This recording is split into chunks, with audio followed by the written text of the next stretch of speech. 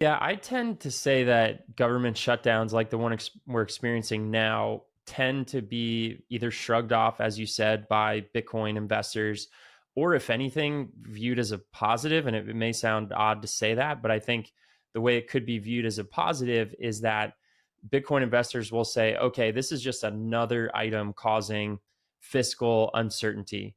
Um, and likely, most of the government shutdown outcomes have been they agree to spend more money. And, there's kind of a song and a dance that happens before it, but the end result is okay, we're going to end up spending a bunch of money on some variety of projects. That's where I think this one will end up. So I think it really just highlights the value of an asset like Bitcoin or like gold that's outside of the system and benefits from all that extra spending and monetary debasement.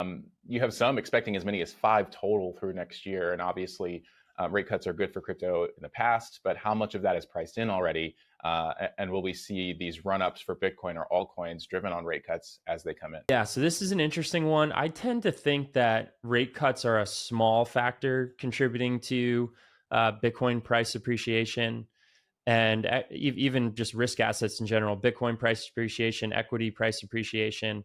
I don't think we're in an environment where a 25 or 50 basis point rate cut to the Fed funds rate matters too much.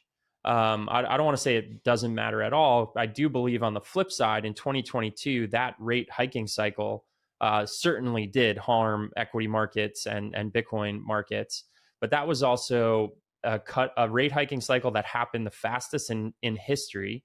And it was in response to inflation that was the highest in at least 40 years. So that was pretty dramatic. I think the cutting cycle this time is not going to be dramatic. I think it's going to be, we've already seen a cut here, cut there, then they pause for a little bit, revisit. I think it's going to be more like that. This is not going to be a cutting cycle like we saw in 2008, response to a massive crisis, or 2020, response to a massive crisis. Cut rates to zero, keep them there for a really, really long time. That's not what I'm expecting. That's not what most of the market is expecting. So I think it's incrementally helpful for risk assets if they're cutting rates. And by the way, it's not just the Fed. It's most central banks around the world are engaging in a cutting cycle right now. So I think it just adds a little bit of fuel to the fire. But I wouldn't say it's the top thing driving the price of Bitcoin right now.